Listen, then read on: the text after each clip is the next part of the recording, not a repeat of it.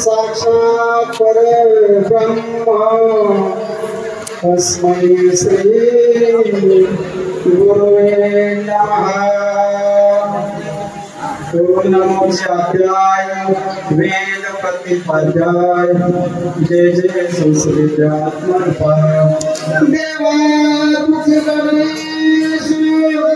सकलार्थमति प्रकाश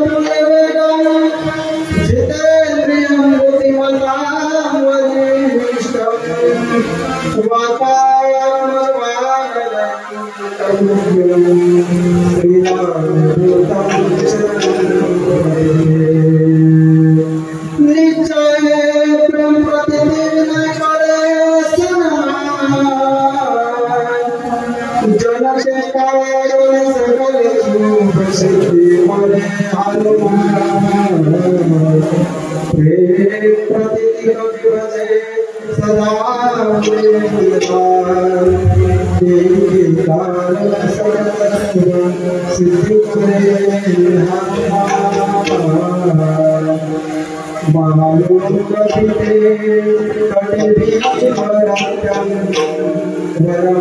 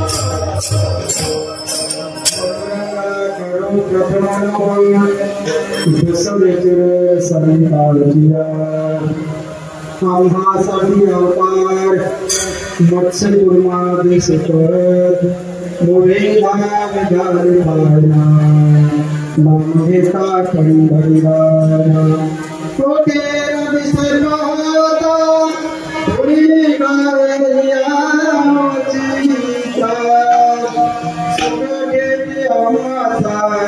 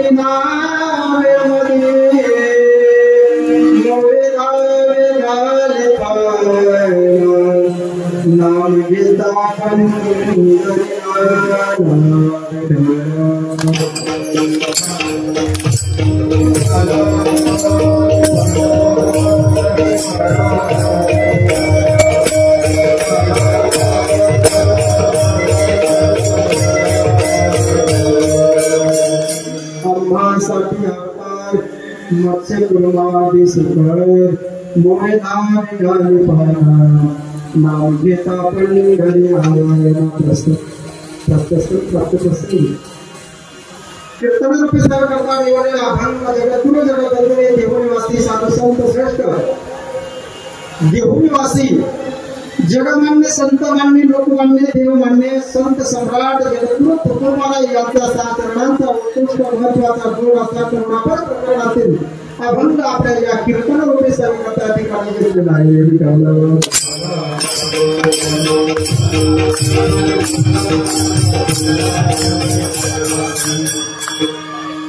आपण याला स्पर्श करण्यापूर्वी थोडासा पुढे हात देऊन असा आज आपण या ठिकाणी निमित्त जमवले सर्वांना जरी घ्यायला असलं तरी कोणत्या काळात आपले कर्तव्य म्हणून थोडासा पर्याय उचित करून त्यासाठी गेल्या अनेक वर्षापासून चालत असलेला हा अखंड नाम सप्ताह तथा शिबिरा अमृत पारायण सोहळ्यामध्ये देव अर्चन पूजा गेल्या आपल्या 9/8/2021 तर 2025 पर्यंत चालत असलेला हा आपला हनुमंतरायाचा वर्धापन दिवसानिमित्त चालत असलेला अखंड हरिनाम सप्ताह आणि त्यासाठी सर्व जमलेले आपण गावातील पर्यटन आणि त्यांची परिस्थिती भजनी मंडळ असतील, पाहुणे असतील, चांगल्या प्रकारे आपल्याला यावर्षी सुद्धा साथ खूप आनंदाने भेटले. प्रतिसाद गावकरी मंडळीचा या ठिकाणी खूप आनंदाने या ठिकाणी 7 दिवसापासून नाम घोष या ठिकाणी नाम यज्ञ चालू आहे. त्या नाम यज्ञामध्ये बाल गोपाळ आवाज उठले आणि खूप या ठिकाणी असं पाहिलं तर खूप आनंद या ठिकाणी लुटलेला आहे. आणि 6 दिवस पूर्ण होऊन आजची जी सेवा ही 7व्या दिवसाची सेवा पांडुरंगाकडे आली आहे. माझ्याकडे सर्व भजनी मंडळ गावकरी मंडळाचं प्रेम आणि त्या नितांत प्रेमामुळे आज या ठिकाणी या गावामध्ये हनुमंतरांच्या भगवान चंद्राच्या प्राणामध्ये सेवा करण्याची संधी उपलब्ध करून दिली. ती सर्व भजनी मंडळाचे गावकऱ्यांचे उपकार होते. का मी एक कीर्तनचा मोठा नाही, खूप मोठ्या कीर्तन काळातला मालिकेतला माणूस नाही, एक तुमच्यातला भजनी मंडळातला माणूस या ठिकाणी नावाच्या गादीवर उभा राहण्याचा योग मला कोणामुळे मिळाला असेल तर बाहेरची कोणी नाही, आपल्याच गावचे भजनी मंडळ जसं श्रेष्ठ जे असतील त्यांनीच मला या ठिकाणी उभं करण्याचा योग दिला आणि त्यांच्याच कृपा आशीर्वादाने या ठिकाणी मी आज तुमच्याकडे अभंगाचा भावार्थ मांडण्याचा प्रयत्न करणार आहे. दुसरी गोष्ट या ठिकाणी पहिल्या दिवसापासून आपल्याकडे पाहुणे मंडळी लाभलेली आहेत. राहून येणारे जवळजवळ पहिल्या दिवसापासून आमचे श्रीमंगल ट्रस्टचे अध्यक्ष डॉक्टर परावे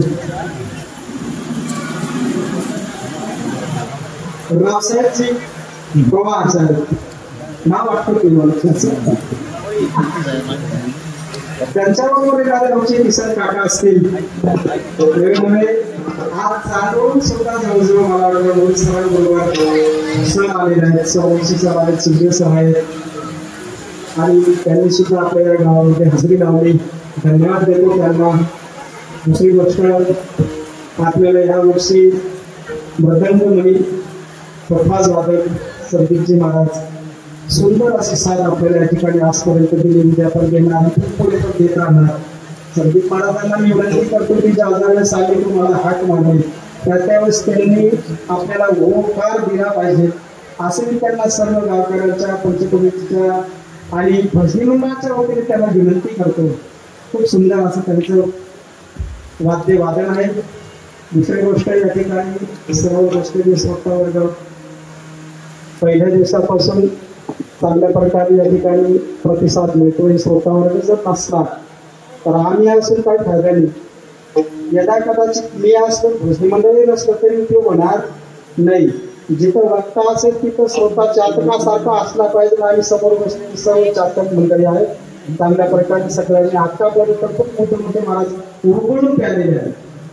मी एक तुमच्याकडे पाहणार आहे, मध्ये पाहणार आहे पाहिजे आणि पाहिजे तुमच्याकडे आज एक मशकासारखा उभा आहे आणि तुम्ही जशी कृती द्या माऊली ज्ञानोबरांनी जशी मला या ठिकाणी कृती केली त्या पद्धतीने या ठिकाणी अभंग सोडवण्याचा प्रयत्न करणार आहे.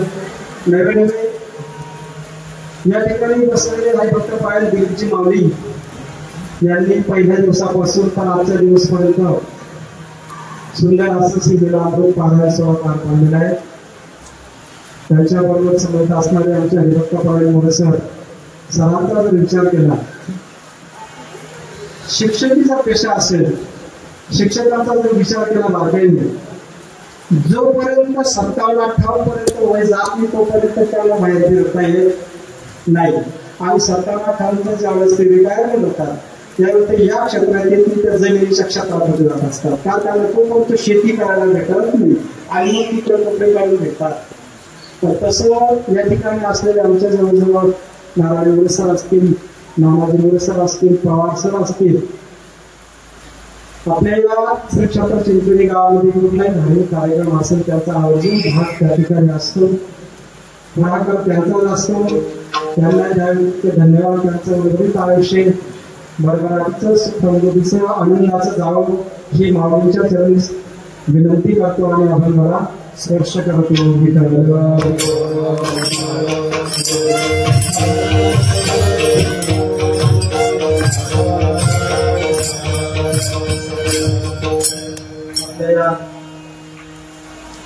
गावातील प्रेरणास्थान म्हणून व्यक्तित्वाचे हरिभक्त परायण मुरलीधर बाबा यांनी बऱ्याच काळापासून छोटसे वृक्ष लावले आणि त्या वृक्षाचा अतिकाय मोठा विशाल असा वृक्ष या ठिकाणी निर्माण झाला आणि त्या वृक्षाखाली आपण सर्वजण या ठिकाणी वारकरी संप्रदायाची जी काही धुरा आहे ती मात्र सुटाळत आहोत. त्यांच्या पाठीशी असणारे म्हणजे हरिभक्त परायण ज्येष्ठ वारकरी मास्तर बाबा हा वय झाला होता त्यांनी आम्ही तर म्हणतो मास्तर बाबांना की बाबा आता तुम्ही थांबून घेतलं पाहिजे वयाच्या दृष्टीने सांगतो आम्ही दुसरं नाही थांबलं पाहिजे आता तुम्ही पण महाराजांना असं वाटतं की कारणानाथे भाग्यवंत होते अहो कारणाशी त्या ठिकाणी त्याच्यात असतो फार भाग्यवान असतो खूप नाचतात आणि महत्वाचा एक मुद्दा असा आहे की जेवढे नाचतात तेवढे त्यांच्या अंगातून पाणी मोठं होतं म्हणजे गाठी राहणार मी त्याच्याकडे काही उत्तर मला ते वाटत त्यांना की हार्ट सारखा आज त्यांना निघू शकतो नाही ते पण सुद्धा एक चांगलंच आहे पण आपल्या मनाने वाटते की ह्याच आता वय झाले कुठंतरी थांबावं असं वाटत होतं पण बाबा मात्र काही थांबत असं माऊलीने त्यांच्यावर कृपा आहे त्यांचं सुद्धा उर्वरित आयुष्य आनंदाचं भगवानाचं समृद्धीचं जावं त्यांचं सगळं असतात आकडे दामबाम असतील त्यांचे पूर्ण आयुष्य मात्र या ठिकाणी पारमार्थामध्ये विसरलं त्यांच्याबरोबर साथीला असणाऱ्या रामदास आप्पा त्यांनी सुद्धा आतापर्यंत खूप साथ दिली त्यांच्याबरोबर असणारे दिलीप माऊली असतील नवीन नवीन बागेमध्ये असणारे सर्व गोष्टीनंदन देवामाऊली असतील ब्राह्मण महाराज असतील ते कोकण माऊली वरून महाराज पंढरीनाथ विधाना असतील आमचे विलेकरी जर पाहिलं तर ही वारकरी जोपासना फार पूर्वी गावची त्यांच्याकडे होती त्यांचे वडील सुद्धाच रामबाबा त्यानंतर पूर्वी डोळ्याने दिसत नव्हतं पण संपूर्ण मालिकाच पाठ होती तसं विलेकरीचं नाही समाजून आता करणार आहे आणि करायला पाहिजे की जोपासली पाहिजे आणि जोपासण्यासाठी त्यांनी आता सुरुवात केली आता याची सुरू केली काय सुरू केली आता मास्तर आपल्याला तिथं आवडेल ही आता विण्याची धुरा जी आहे ती तुमच्या गळ्यात आणि ती जोपासनाचं कर्तव्य हे तुमचं आहे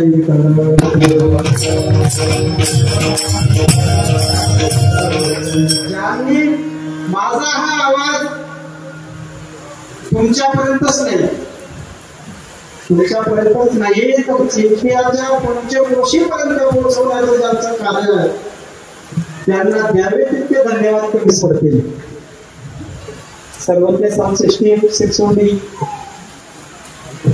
हरिभक्त परायण अतुलजी महाराज यांना सुद्धा मी विनंती करतो की प्रत्येक वेळेला आम्ही ज्या ज्यावेळेस तुम्हाला कधी त्यावेळेस तुम्ही आम्हाला उभी दिली पाहिजे आणि वेळोवेळी या ठिकाणी उभं राहून हे कार्य तुम्ही पार पाडलं पाहिजे इथून पुढे असे सर्वांच्या वतीने त्यांना सुद्धा मी विनंती करतो. दुसरी गोष्ट या ठिकाणी पहिल्या दिवसापासून लाईव्ह कार्यक्रम चालू आहे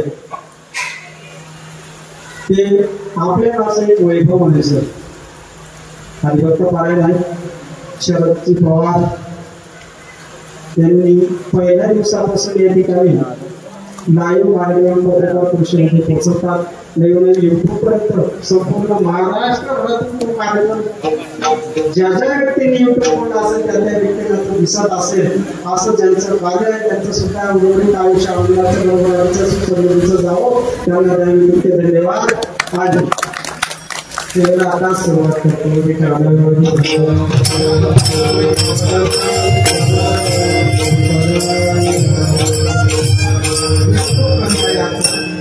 मला आता आपण 10-15 मिनिटं झाले असतील आपल्याला माहीत 9 वाजेपर्यंतच आणि बरोबरीत आपल्याकडे फक्त 45 मिनिटं आहेत. 45 मिनिटात 6 चरणांचा अभंग आपल्याला या ठिकाणी सोडायचा आहे पण ज्या ज्या वेळेस पांडुरंगाचं नामचिंतन होईल त्या त्यावेळेस मात्र या ठिकाणी टाळी एखादी वाजू नका बरोबर ना. जर टाळी वाजली या ठिकाणी तर पुढच्या जन्मात बाजारात कोणी टाळी वाजवायला राहणार नाही.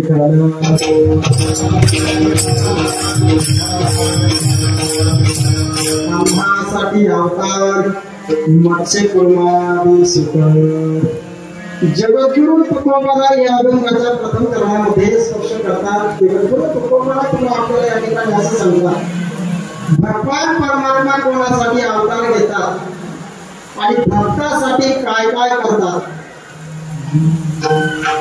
जगद्गुरु तुकोबाला सांगतात की भगवान कोणासाठी अवतार घेतात आणि भक्तासाठी काय काय करतात. कारण आजचा जो दिवस आहे आज या ठिकाणी जगाचा मालक अखिल ब्रह्मांड नायक भगवान श्री कृष्णाचा जन्मदिवस म्हणजे आज गोकुळाष्टमी. नवे नवे भगवान श्रीकृष्णाचा जन्मदिवस पण आहेच आहे. नवे नवे वारकरी संप्रदाय त्यांनी निर्माण केला. वारकरी संप्रदाय ज्यांनी निर्माण केला ते महावैष्णव ज्ञानोबा यांचा सुद्धा 750 वर्षापूर्वीचा जन्मदिवस आज आलेला आहे. असा योग मात्र येऊ शकत नाही. असा सुवर्ण योग या ठिकाणी मिळालेला आहे. दुसरी गोष्ट या ठिकाणी आली आणि आजचा जो दिवस तो मात्र स्वातंत्र्य दिवस. असे 3 योग आज या ठिकाणी स्वर्ण योग म्हटला तरी सुवर्ण महोत्सव म्हटला तरी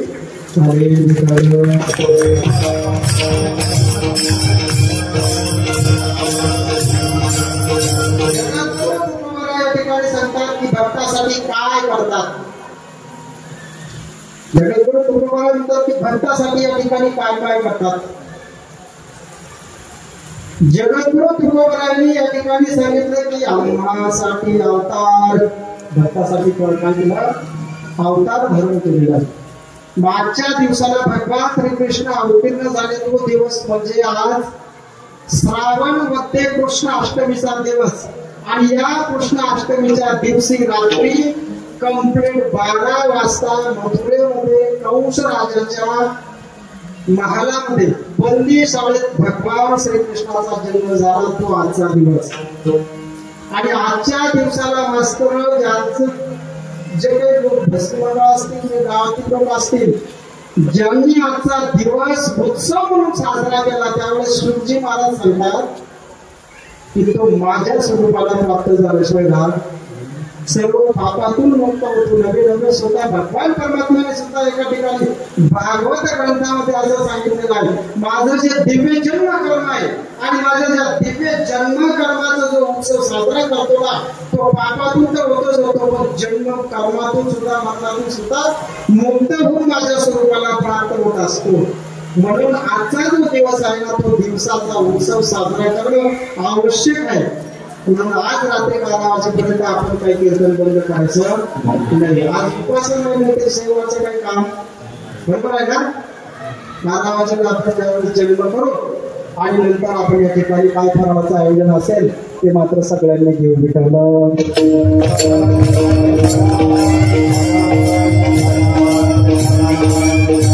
म्हणून आजच्या दिवसाला भगवान जन्माचा दिवस प्रभू आज जन्माला येणार आहेत आणि म्हणून अवतार कार्याचा अभंग मात्र या ठिकाणी आज घेतलेला आहे.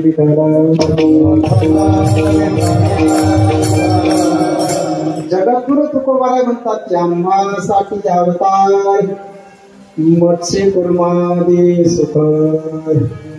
आम्हासाठी म्हणजे या ठिकाणी भक्तासाठी म्हटलेलं आहे. कोणासाठी मग भक्तासाठी अवतार घेतलेला आहे. कोणकोणते भक्त त्या ठिकाणी आले महाराज सांगतात सती आणि सत्पुरुषा.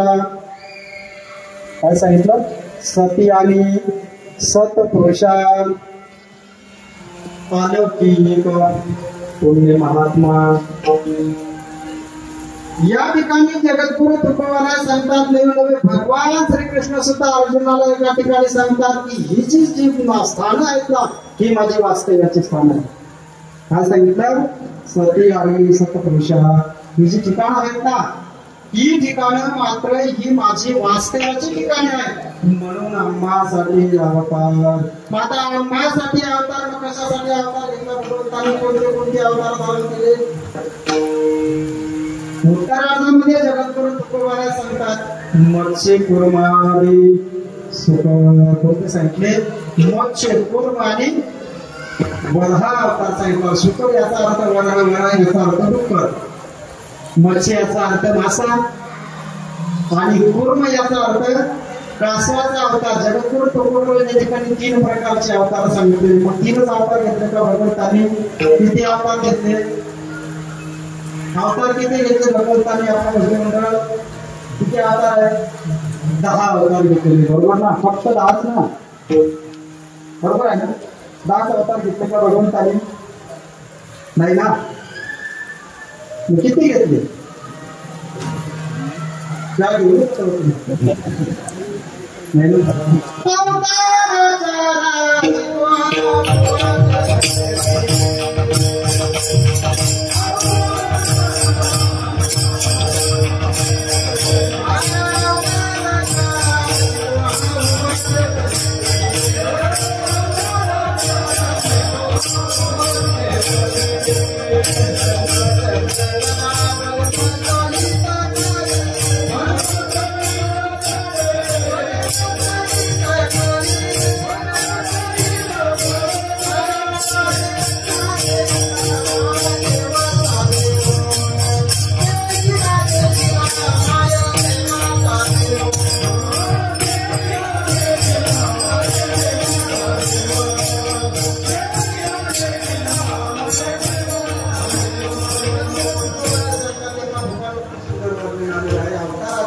तो हा उपाच गजेटी भगवंतांनी असे 10 अवतार नाही घेतले, अवताराच्या राशी झालेल्या. रास कशाला म्हणतो कळतं ना आपल्याला, आपण शिकतो द्या कशाला म्हणतो रास, भन्याची रास एवढी असते सांगता येणार. मग तशा भगवान परमात्म्याने अवतार घेतलेला राशीच्या राशी झालेल्या आहे. पण या ठिकाणी फक्त किती सांगितले, महाराजांनी 10 अवतार सांगितलेले आहेत. 10 पैकी या अभंगामध्ये फक्त 3 अवतार सांगितलेले आहेत. किती? मत्स्य कुर्मादी सुकर. मग या ठिकाणी जो पहिला अवतार सांगितला तो कोणता सांगितला, माशाचा अवतार सांगितलेला आहे. मग माशाचा अवतार भगवान परमात्म्याने घेतलेला आहे, त्याच्या पाठीमध्ये काहीतरी थोडाफार इतिहास असेल ना, काही घ्यायचं कारण असेल ना, भगवंतांनी माशाचा अवतार धारण केला तर तो इतिहास कसा आहे तुम्हाला सांगतो, म्हणजे तुमच्या या विषयाला स्पष्टता निर्माण होईल. स्मरण वंशामध्ये ज्यावेळेस आंब ऋषी नावाचे ऋषी प्राप्त झाले आणि आंब ऋषी असा होता की महान भगवत भक्त राजा होता तो, आणि त्या काळामध्ये त्यांनी सपत्नीक 12 व्रत केलं होतं. कोणतं व्रत केलं होतं? 12 व्रत. 12 व्रताचा नियम असा आहे की दसऱ्याला एक भक्त राहणार. एक भक्त म्हणजे सकाळी जेवण झाले की सायंकाळी जेवण करायचं नाही, आणि एकादशीच्या दिवशी मात्र जेवण सुद्धा करायचं नाही, म्हणजे पाणी सुद्धा प्यायचं नाही. आणि 12शीच्या दिवशी सकाळी सूर्योदय होण्यापूर्वी हे 12 व्रत पूर्ण करायचं. असं 1 वर्षपर्यंत त्यांनी त्या ठिकाणी हे व्रत केलं, याला 12 व्रत म्हटलं जातं. आणि 1 वर्ष परिपूर्ण झाल्यानंतर अंबरीश ऋषीला वाटलं की आता 1 वर्ष परिपूर्ण झाले म्हणून या व्रताची सांगता करावी. त्यासाठी त्यांनी ब्रह्मवृंदांना, ऋषी मुनींना, संत महात्म्यांना आमंत्रित केलं आणि यमुना नदीच्या तीरावरती मधुवनामध्ये त्या एका व्रताची सांगता करण्यासाठी एक जागा निवडली. आणि त्यावेळेला त्या ठिकाणी सर्व ब्राह्मण वृंद घेऊन त्या ठिकाणी अंब ऋषी गेलेले आहेत. समुद्र सर्व ब्राह्मण वृंदाची, संत महात्म्यांची, ऋषी मुनींची त्या ठिकाणी समुद्राने पूजा केली. पंचपक्वान्नाचं जेवण त्यांना दिलं. नवे नवे अलंकार युक्त काही दान केलेले आहे. आणि आता सपत्नीक व्रत पूर्ण करावं यासाठी ते जेवणाला थोडं बसले. तितक्यात त्या ठिकाणी दुर्वास ऋषी त्या ठिकाणी पाठवले.